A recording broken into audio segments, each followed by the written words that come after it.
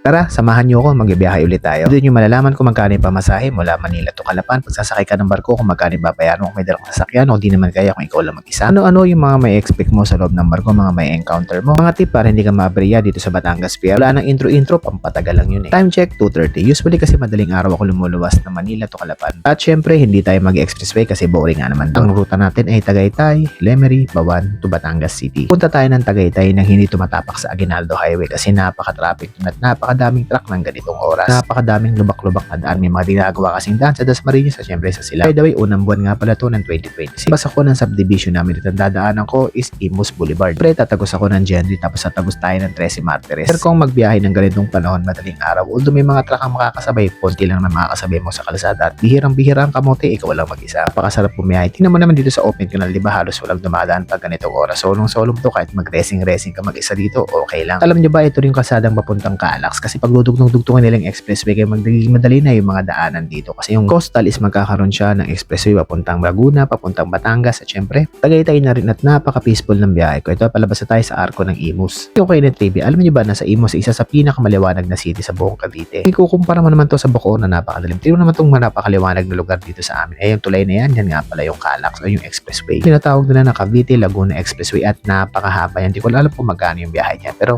balikan natin yung topic. Tingnan nyo naman yung mga dadaanan ko. Diba? Kahit makahulog ka ng 5 piso dyan is makikita mo pa. Kahit piso gumulong makikita mo. Pero sa Bacoor, pag nahulugan ka ng 5 piso, malamang dire-diretso ka rin sa kanal kasi hindi mo makikita yung mga butas-butas doon sa mga kanal sa magigil. Kasi napakadilim ng kalsada sa kanila. Ewan ko ba kung bakit nga sila ng solar pero makulimlim din naman. Kaya tinan mo dito sa Imus, sayang ang binabayad namin kasi napakaliwanag dito sa paligid namin at napakaganda ng mga daan. Bihirang-bihira ka makita ng mga sirang daan. Sa Aguinaldo Highway lang, medyo lubak-lubak lang doon at maraming manhole. Palabas tayo dito at papunta tayo ng Gentry. Doon tayo tatagos kasi may tagusan doon papunta sa Governor's Drive o yung papunta ng 13 Martires City. Ang trivia pag nasa Cavite ka, ang depende sa kulay ng poste, depende sa kulay ng mga markings ng kalsada, yung lugar kung nasa katinan nyo to, may combination siya ng green at blue, meaning nasa Imus ka pa niyan. Ang kinunan nyo nasa bandang GMA at ito tatagos tayo sa Governor's Drive. Papaliko nga pala tayo papuntang 13 Martires City tapos diliko tayo kakaliwa papunta doon sa may Amadeo. Ito nga pala yung likuan niya at dito nga pala is napakadaming truck kasi napakadami. Syempre, ito yung panahon na naglalabasan yung mga truck, napakadami nila. Yan, di ba? Napakalaking trailer. Ito naman yung sa 13 Martires, yan yung napakaliwanag din ng kalsada nila. Maya kakaliwa tayo sa Crisanto de los Reyes Avenue. Pag dire-diretso mo kasi yun, dadaanan mo yung bayan ng General Trias at syempre yung bayan ng Amadeo na napakadaming kapihan. Pansinin mo dito, napakaliwanag ng daan nila. Nandito nga pala tayo sa bayan ng General Trias. Sa General Trias, tingnan mo yung kalsada nila, napakaliwanag, di ba? Napakadalisay, napakaluwag at napakasarap pumiyahe. Tingnan nyo, halos wala akong nakakasalubong, di ba? Ganyan kasi dito kapag madaling araw ka nagbabiyahe. Paano mo malalaman pag malapit ka na at nasa Amadeo, Cavite ka na? Biglang dumilim ng ganyan, nasa Amadeo ka na. Tapos may mga puno sa gilid ng kalsada na sinakop na yung kalsada. Mag-iingat kayo doon, although napakalaking puno niya, makikita mo, tanga lang ang didikit doon at ang hahalik sa puno na yun. So, may nakasabay ako na 2 truck na merong toilet paper ng higanting sakay. Hindi ko alam kung saan nila i-deliver yung mga truck na yan. Inunahan ko na kasi napanood ko yung Final Destination 1 to 6. Madilim ng kalsada dito sa Amadeo, Cavite. Ewan ko ba kung ano yung ginagawa nila dito. Tingnan nyo dito, malapit na tayo sa Tagaytay. Kita nyo yung mga building na yan, Tagaytay na yan. Pero napakadilim pa rin. Welcome to Tagaytay City. Yung nasa kaliwa nga pala is Sky Ranch nga pala yan. Tagaytay City. Taga Cavite ako pero hindi pa ako nakakarating dyan. Bigyan ko kayo ng trivia sa Tagaytay. Pag pupunta kayo ng Tagaytay ng weekends at ng summer, asahan nyo ang matinding traffic. Kasi ang Tagaytay ngayon is napaka-traffic nga. Hindi kagaya dati, walang ka-traffic. Ngayon, walang traffic kasi madaling araw, tulog pa yung mga tao. Bihira na yung makakasabay. Nakita yung mga Ferris wheel sa gilid na yan. Yan yung Sky Ranch. Kung makika dyan, tas ganito kalabig, malamang pagbaba mo talagang mararamdaman mo na yung Dragon Balls mo is uurong si Shenron. Dire-diretso lang to hanggang madaanan natin ang kanto ng Mendez at kanto ng Alfonso. Siyempre, yung sikat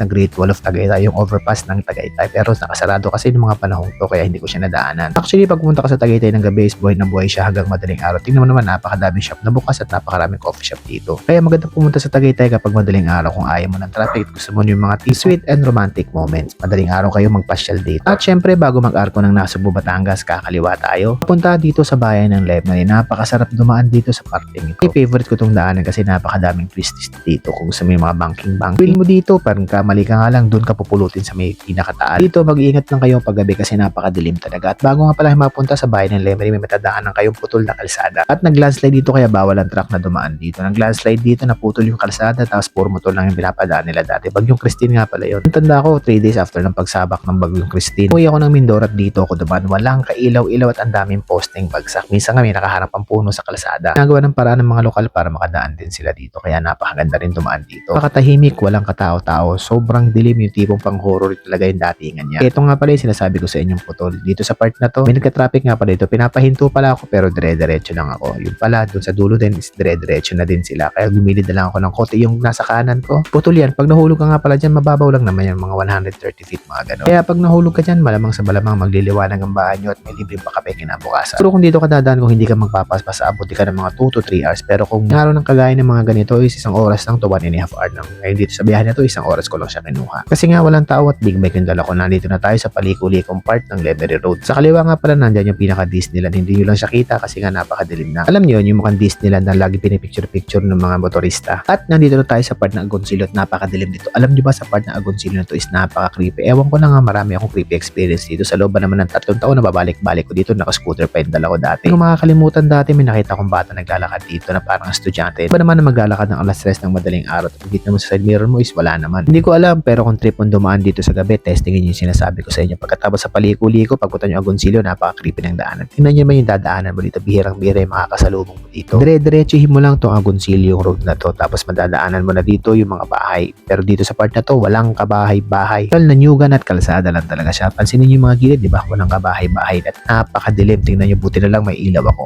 Wala akong ilaw, malamang sa malamang. Baka nahatak na ako ni Pancho gilid. Pero tingnan nyo naman, di ba? Napakadilim kung dinadaanan natin. Kaya napakahalaga rin na meron kang mini driving lights. Kaya ako nagpalagay ako ng mini driving lights para naman safe tayo sa daanan na kagaya ng mga ganito. Hindi mo kasi masasabi kung saan ka dadaan at hindi mo rin masasabi kung may lubak sa dadaanan mo. Unless kung kabisado mo yung kalsada. Tingnan nyo, di ba? Na walang kabahay-bahay. Bihira talaga yung bahay dito. Doon lang sa kalahati ng Agoncillo, Batangas kung magkakaroon ng bahay. At pagdating sa pinakadulo niyan, ito nga in-overtaken tayo ng puting van na nangunguha ng bata na bagalan siguro sa atin. Ayoko magpatakbo ng mabilis dito. Kahit big bike ang dala ko, hindi ko i-release yung sarili ko. Magpatakbo yan. May mga bahay na akong papansin. Kasi nasa kalahati na tayo ng Agoncillo, Batangas. Pag pinakadulo nito is may pakaliwa, may 7-Eleven sa dulo. Punta sa bayan ng Taal. Nagtataka rin ako baka yung Taal Lake is nandun pero hindi Taal pa siya.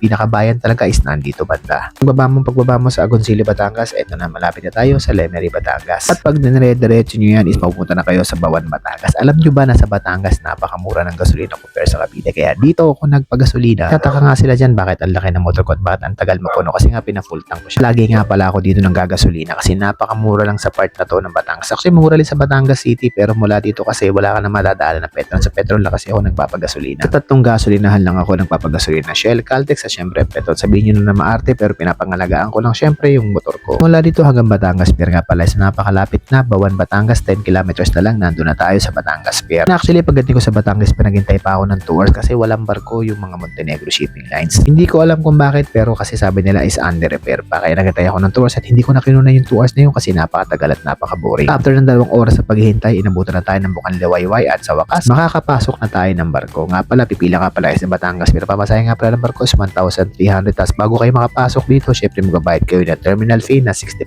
pesos. Ito lang ang mahirap sa Batangas Pier kahit napakadami barko kung sira naman yung barko napakahaba din ang pipilahin mo. So yung one thing nga pala dyan kasama na nga pala dyan yung driver at syempre kung may kasama kang angkas syempre 1.8 ang babayaran. Tagal-tagal ko na ng pagluwas-luwas sa Mindoro, Batangas, Mindoro is nasaksihan ko na yung pagbabago ng pier na to simula pa sa lumang pier hanggang sa bagong terminal na to. Dati napakainit dito at napakasigip and actually napakaliit lang yung terminal nila at napaka-crowded. Ngayon napakalaki na pag nasa loob ganyan para ka nasa football field. Napakahaba niya. Marami akong video dyan sa playlist tingnan nyo nasa terminal tayo nung wala pa akong motor at syempre nagko-commute lang tayo. Ngayon may motor na tayo at syempre mas madaling bumiyahe. At ang sasakyan nga pala natin isang Starlight Jupiter. By the way, pag nakapila nga pala kayo sa pier wala kayong magagawa kasi kung Starlight o Montenegro yung papipiliin nyo. Okay, first come first mapunta ka sa Montenegro swerte mo, mapunta ka sa Starlight swerte mo din. Ang gusto ko lang kasi sa Starlight is lahat dito is aircon. Kung gusto mo ng aircon pwede walang bayad. Sa Montenegro may bayad ng aircon 50 pesos, dito walang bayad. Actually dito nila ako nilagay sa gilid na to. Hindi ko alam kung bakit pero napakaganda ng pwesto dito. Napaka-safe kahit bangga-banggain ka hindi ka mababangga dito. At sa biyahe na to napakadami ko nakasabay na naka BMW at naka sports bike. Weekend kasi itong biyahe na to actually Saturday to. So magmi-Mindoro Loop sila. Actually ako nakaguluyan ka na magbibigay ako ng mga pangkape dito sa mga boy natin. Kahit sabihin mo na trabaho nila magtali ng mga sasakyan dito sa barko, syempre dapat pakonsuelo nilang sa kanila yan. At alam nyo ba na isa to sa mga paborito kong barko ang Starlight Jupiter. Alam nyo ba kung bakit? Kasi napaka-komportable ng loob nito. May aircon. Kung gusto mo ng aircon, walang bayad at napakaganda ng CR dito. Mukhang higanting fishing vessel tong Starlight na Jupiter na to is napakaganda niya. Pinarada ko nga pala na maayos yung motor kasi mahirap na baka masagi tayo ng mga truck na papasok. Napakahirap nun. At ito nga pala ang big bike na napakahirap i-center stand kasi nga naman napakabigat ito. Tingnan nyo, kailangan ko pa yung pinaka-bodyweight ko at tulong nung pinaka-tropa natin. At ito nga pala yung loob ng Starlight Jupiter. Papansin nyo, di ba napakaganda ng mga upuan naman. Yan nga pala yung aircon room nila. Sa dulong-dulo niyan, nandyan yung pinakakante nila, yung pinakabilihan. Sa apat na sulok ng kwarto na to is meron nga pala yung kwarto para sa mga matatanda. May mesa sa gitna na parang kantin. At ito nga pala yung itsura ng pinaka-CR niya. Kung sino niya, o diba, ang forma ng CR niya. At by the way, hindi ka mag-tissue dito kasi may bidet nga pala dito. May bidet na, may tabo pa. Hindi kayo inawala, o tingnan mo. O diba, may bidet na, may tabo pa, may gripo pa. Ako na lang kung gamitin mo pa yung medyas mo pampunas yan. At syempre, mga urinals niya is napakalinis din ito. Misa kasi may balahura din na gumagamit. Ito nga pala yung itsura niya habang niloloading na siya. Tingnan nyo naman, diba, napakadaming truck. When weight and balance nga pala nila yan kasi hindi pwede na isang side puro truck, isang side puro kotse. Balubog tayo niyan, hindi tayo makarating ng kalapad niya. Tingnan mo sa bandang kanan. Yan nga pala ang paskat. Yan parang premium yan dito. Medyo pricey ang pamasahe dyan pero tingnan mo naman, diba, mukhang sosyalin. Pero kung press ng biyahe ang pag-uusapan, pare-pares lang naman sila. Ang biyahe nga pala mula Batangas Pier to Calapan Pier is 2.5 hours lang yan. Actually 2 hours lang siya, yung 30 minutes yun yung pinaka-docking niya. At syempre may mga tao na allergic sa aircon gusto ng open air. Meron din sila. Ayan sa taas, ayan yung pinaka-open air. May TV nga pala yan at may sarili din silang CR. Diba, napakaganda. Dahil to halos walang pasahero, puro truck lang. Kaya walang tao dyan, papansin nyo.